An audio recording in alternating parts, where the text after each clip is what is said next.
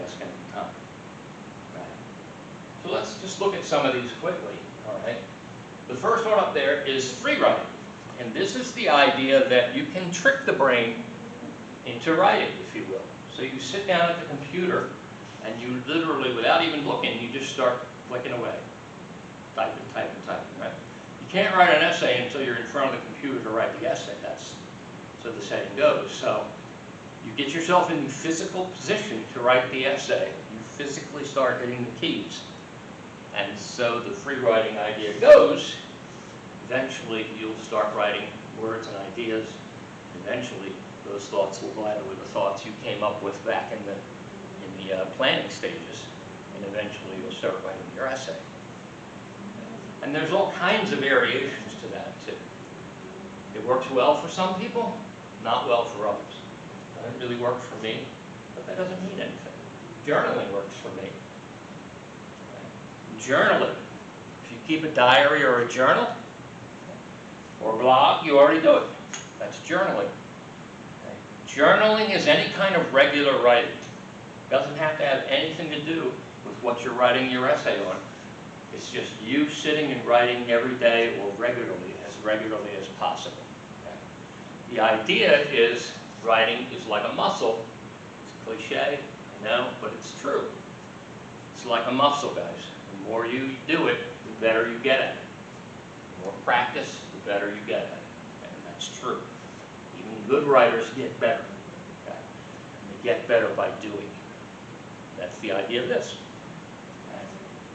Imaging, visualization, getting the idea into your head, trying to see it. Some people are visual learners, other people are better with words, some numbers. That's the idea there. You may have heard of that one before, brainstorming. Almost everybody has at some point or another done a brainstorm in their life, guys. Okay? A brainstorm is where you have a central idea, and you give yourself a time limit, and you write as many thoughts as you can around it, right?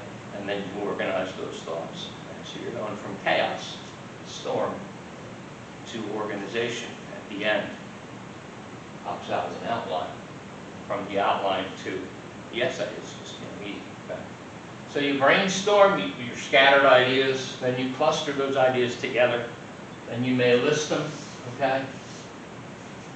And then you can make that list an outline, okay? And there are documents in our lesson folder, not only in Foundations, but in the writing process folder, that go into detail about some of the ideas with paragraphing and outline, okay? Check it out if it's raw for you, if you don't remember much, okay? Go in and read those files. Look in the book, there's chapter numbers right in the lesson folder under each topic. So go to the book and check that out as well. All right. And smashing really illustrates the whole concept. Smashing is where you're stuck. You're sitting in front of the computer, you have no idea what to do. You're getting frustrated, the deadline approaches, what do I do, what do I do? Get up from your desk, push your chair in, okay. Run across the room as fast as you can, smash yourself into the wall. Then when you get up, you come back, you sit down, and you start writing. Obviously, guys, that's a metaphor, so let me try it. It's a metaphor for whatever works for you. I've said several times now, right? Whichever technique that's here or even anywhere else that works for you is the correct technique, free-writing technique. Okay? So if that means before you sit down and write, you take the dog for a walk, or you cut the grass, or you do this or you do that. You do it, as long as it gets you to sit down to write. But be careful that it doesn't lead you to procrastination. If you write, you know what I'm talking about. We're going to do that one thing.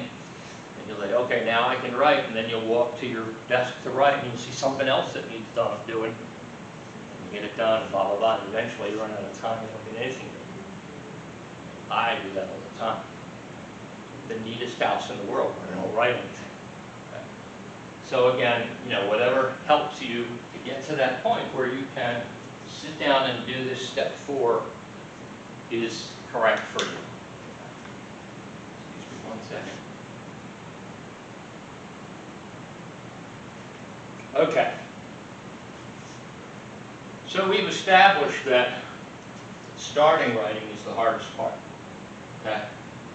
So let's say you have trouble and you come up with a pre-writing technique, okay? And you sit down, you apply it, and yay, it gets you writing, so you know. That's good. When you sit down for step 4, guys, this one, because it's so hard to start, almost for everybody, you want to try to sit down with step 4, and you want to try to do it as privately as possible. In other words, you want to try to eliminate all the potential distractions before you start, okay? Go into a room, close and lock the door if you can, right? When you're on the computer, don't open anything except the word processor or the document file that you need to see or whatever, right? Don't open social media, God, don't open social media, okay? Nothing that will distract you. If you have a child that you're watching, get a babysitter, okay? All right. Like I said in some of the intro discussion, okay? If you treat this like a job, you will succeed beyond your wildest expectations, okay? Treat it like a job, not as an afterthought. So when you're being a student, in other words, be a student, okay? And try to get the people around you to respect that so that you can do these things like that, okay? So you get your privacy, okay? Get yourself in as non-distracting an atmosphere as you can. Once you start writing, it's flowing smoothly, okay? You're not worried about what you're saying or how you're saying it. You're just trying to get it out of your head and into the computer so that you can save it. You can worry about the other stuff later. You just want to get it out, get it into the computer. Now, I recommend once you start this, you sit and finish until you're done. Try not to do it in multiple steps. Because, remember the starting part, right? The starting is the hardest part. Okay? So you don't want to have to start more than you have to. Okay? So one time, metaphor, you're walking down a mountain path, okay? And you come around the bend and there's a big boulder in front of you. On one side is a drop off, on the other side is a cliff going straight up, so you can't go around it. You have to move this boulder, but it's too heavy. Pushing and straining and pushing and straining, you can't budge it. So you remember that a lever, with a lever I can move the world. So you find a stick and a rock big enough, and you prop it under the boulder, and you let it straight, and you run it, and finally you get it moving a little bit, right? It starts moving. Newton's law of motion, body in motion, stays in motion, so you know once it starts moving, it's easy to keep moving. So you just move and you give it a little push, and it keeps going. A little push, third little push, and off the cliff it goes, and you're free to go on your way. And of course, the metaphor is that's starting writing. Once you get writing started, it's easy to keep going. But if you stop, it's going to be hard. You're going to have to get that stick and rock out again and put the effort into levering it free again. So you want to try to get through this in one sitting, and it's not as hard as you might first think, guys. We're not writing 50-page term papers here, okay? This is 2 to 3 pages of your own examples. Okay? So you should have no problem getting through this in one sitting. All right? So when you're finished, now what? You're finished. Pat yourself on the back. Nice job. You successfully implemented a process. Okay? You got it out. You got all your ideas out.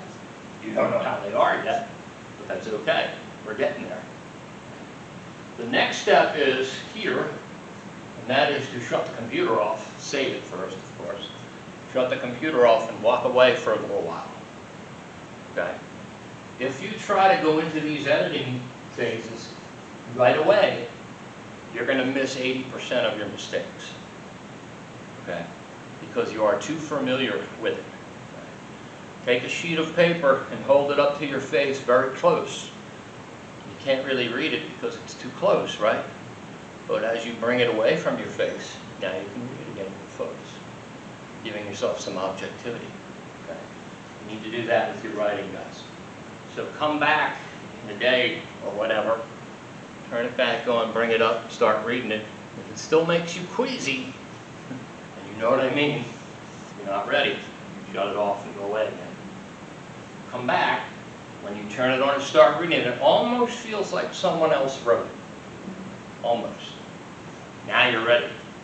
Now you're objective, as objective as you need to be. Okay. Now you can go through with these steps, the content edit, and you're looking at what you're said, what is being said. So you're going to pull out the assignment specs, read what you need to have, look at your essay. Okay, I need that, I didn't do that, I got to fix that, so you fix that. Okay, you're looking at what you said. Now you're going to read it again, and you're going to look at the mechanical, the how you said it. Okay?